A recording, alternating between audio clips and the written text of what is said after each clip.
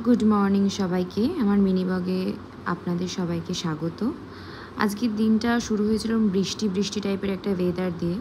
তো ভালোই বৃষ্টি পড়ছিল। তো দেখে সকালবেলা ঘুম থেকে উঠে সবার আগে মনে হয়েছিল যে ডিউটি যেতে পারবো কি না, কিন্তু দেখলাম যে না, ঝড় জল বৃষ্টি তুফান সুনামি যাই চলে আসুক না আমাকে যেতেই হবে। আর মুখটা সকালবেলা উঠে ঠিক ফোলা ফোলা লাগছিল, অনেকটা চিন্তায়ও ছিলাম কেন লাগছে। তারপরে রেডি হয়ে বসে পড়েছিলাম যে ব্রেকফাস্ট যেটা নিয়ে যাবো সেটা বানানোর জন্য। তো আগে তো ঠিক আছে অনেক কিছু রান্না করে নিয়ে যেতে পারতাম, এখন এই বাটার আর ব্রেডটাই সম্বল, আর তার সাথে একটা কলা ছিল।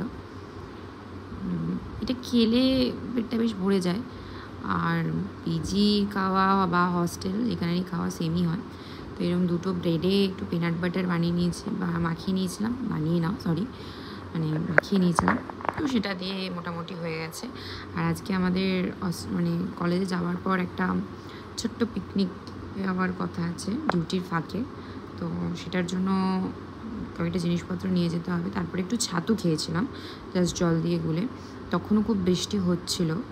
তো একটু বৃষ্টিটা নিয়ে ডাউটই ছিলাম।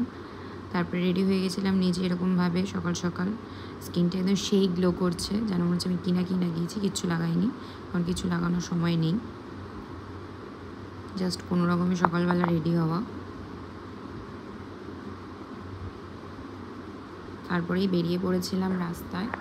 সকাল সকাল রাস্তাটা বেশ ফাঁকাই থাকে, ভালো লাগে রাস্তা দিয়ে হাঁটতে। কিন্তু সবাই আমার ড্রেসটা দেখে একটু অবাক হয়ে তাকিয়ে থাকে যে কি জামা পরেছি, কোথায় বা যাচ্ছি, রোজ সকালে এরকম জামা পরে যাই বা কোথায়, বুঝতে পারে না। তো তখন হালকা হালকা আবার রোদও উঠে গেছিলো, বৃষ্টিটা থেমে। কিন্তু একটা বিচ্ছিরি গরম এই বৃষ্টি আর রোদে। তো ওয়েদারটা মোটেই খুব যে ভালো তা নয়।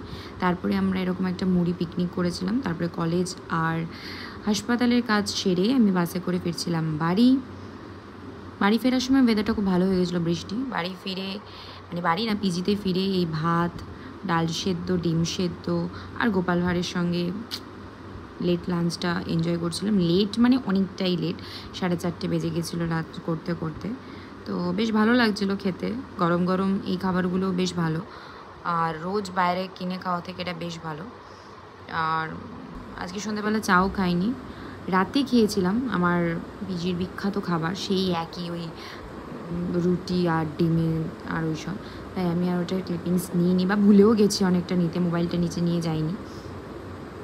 তারপরে এসে একটু স্কিন কেয়ার করেছিলাম, মুখটা ধুয়েছিলাম আর সঙ্গে একটুখানি ক্রিম লাগিয়েছিলাম। তো খুব চকচক চকচক করছিল। তো ওটাই দেখছিলাম যে এত চকচক কেন করছে, হুট করে চকচক করছে। তাই টাটা।